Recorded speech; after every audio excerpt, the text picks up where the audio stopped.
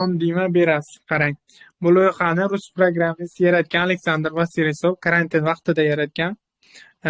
Ya'ni nima maqsadda yaratgan? Kambag'allikni qisqartirish maqsadida bu loyihani o'ylab topgan. Bilasiz, karantin vaqtida insonlar hech qayerga chiqolmadi, ya'ni uyda bo'lib qoldi asosan.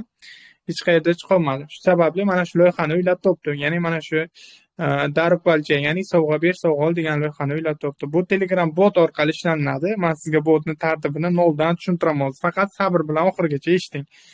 Demak, ekranim ko'rindimi? Telefonim ekrani. Ko'rindi. Ismingiz nima? Ismingizni aytib qo'ying bitta. Behruz. Behruzbek, qarang. Siz bu loyihaga bu yerda kashlog yo'q. Xavfsiz taraflari nimada? Kashlog yo'q. Pul bittaga tashalmaydi. Pul o'zaro ichkariga emas, tashqaridan aylanadi. Xavfsiz taraf shunda, hech qanaqa pasport yoki bo'lmasa shaxsiy ma'lumot kiritmaysiz. Eng asosiysi shu. Demak, ish jarayoni qanday bo'ladi? Siz boshlang'ich doskasidan kirib kelasiz. Ya'ni mana shu doskadan kirib kelasiz. Men bu yerda mana 61 ta hamkorim bor. 12 marta daromad olganman. Ya'ni 12 marta 1.600.000 so'm daromadimni olganman. Siz bu doskada mana meni o'zimman, Xudoyberdiman. Mana bu bo'sh kataklardan hamkorlar keladi. Ya'ni men biznes hamkor taklif qilsam, mana shu bo'sh kataklardan joy oladi. Joy olgandan so'ng mana shu bo'sh kataklar hamma bu yerda Zvezda, Ravshan, bu yerda mana bu Gulshidoxona hamma taklif qiladi. Siz tushdingizmi? Bir taraflama ishlaysiz, ya'ni o'zingiz taraflama.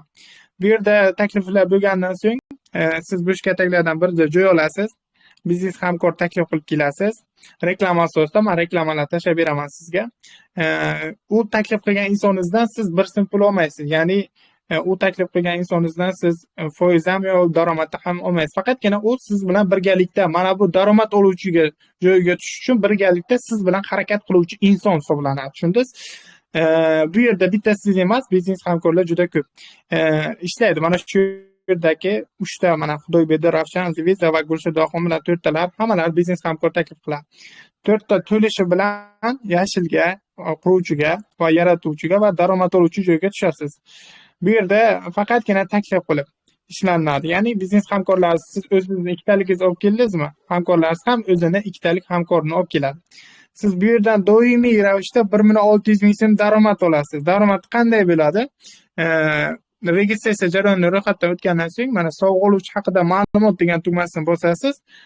Qabul qiluvchi bilan bog'lanish deb yozasiz. Salom, sizga sovg'am bor, katta raqam tashlaysiz. Va u inson sizga katta raqamini tashlaydi. To'lov qilib chekin tashlagandan so'ng sizni tasdiqlab qo'yadi. Tasdiqlagandan so'ng botingizga xabar keladi, siz faollashdi. Ya'ni botni bemalol boshqara olasiz. Daromad shu uchun beriladi. Ya'ni pul nima uchun beriladi? Pul sizni qabul qilib, tasdiqlab qo'yib, botingizni boshqarish uchun daromad berasiz. Bu yerda boshqa narsa uchun emas.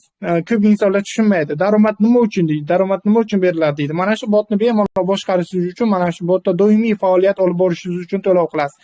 Bu doskasidan doimiy 1.600.000 so'm daromad olganingizdan so'ng istaysiz, siz albatta 200 ni 1.600 qilgandan so'ng biznes davom ettirishni.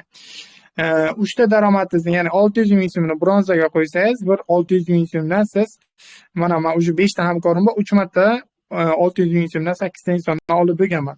600.000 so'mdan daromad olasiz ikkinchi doskasida. Qanday bo'ladi? Bu yerda xuddi shunaqa boshlanishda taklif qilgan 200.000 so'mdan taklif qilgan insonlar ham daromadini olib, yuqori doskalarga siz bilan chiqadi birgalikda. Jamoa bo'lib ishlanadi, komanda bo'lib. Bu yoqqa chiqqandan keyin sizning hamkorlaringiz bu yerdan ham daromadlaringizni olasiz. Xuddi shunday strategiyasida ketadi. Ya'ni kumush doskasi ham, oltin doskasi ham xuddi shunaqa ketaveradi. 1.800.000 so'mlik doskasi ham bir xil ravishda ketaveradi. Va olmos va titan doskasi hech kim taklif qilishi shart emas. Dunyo bo'yicha reyting bo'yicha hamma navbatma-navbat pulini oladi. Faqatgina hamma kichkinagina 200.000 so'm bilan boshlanyapti. Bilasiz, 200.000 so'm bilan hech qayerda biznes qilib bo'lmaydi, lekin mana shu loyihada juda ham ajoyib biznes qilsa bo'ladi. Savolingiz bormi? Bekzod dedimi ismingiz? Behruz.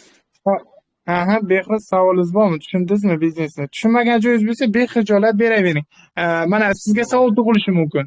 Qarang, menga berishingiz mumkin savol, bu loyihani egasiga nima foyda deb. Bu loyihani egasi ham bizga qator ishlaydi. Biza qanday ishlasak, xuddi shunday ishlaydi. Va ikkinchi plyus tarafi u albatta u Programmist bo'lgandan so'ng 3 ta kanali bor. Mana shularga reaksiya bossak, u reaksiyalar orqali ham daromad qiladi. Keyin bularni bizga ham foydasi tegadi. Ya'ni biz faol bilamiz. Misol uchun siz oq doskasidan keldingiz, mana bu reaksiyalarni ko'proq bosib, doskangizni ko'proq ko'rib tursangiz, siz oq doskasidan to'g'ridan-to'g'ri sariqqa, mana bu yaratuvchi joyga tushib qolishingiz mumkin. Ya'ni daromad oluvchiga bir qadam qolgan joyda siz faol bo'lsangiz, mana shunaqa doskangizni ko'rish. Doskani ko'rish qanday bo'ladi? Mana mening taxtalarim bo'lsangiz, boshlang'ich taxta, taxtani rasm bilan ko'rsatish. Mana shu faollik degan.